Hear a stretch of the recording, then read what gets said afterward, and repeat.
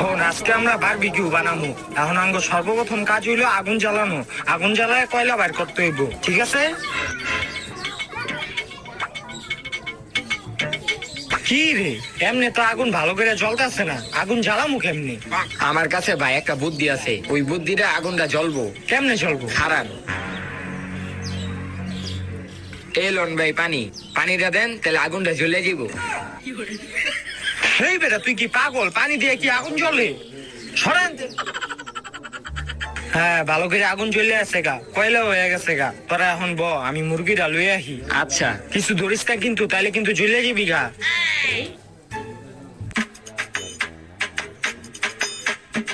ধরে দি। এখন আঙ্গো কাজ হইলো এই মুরগি এনে দেওয়া, বুঝছ?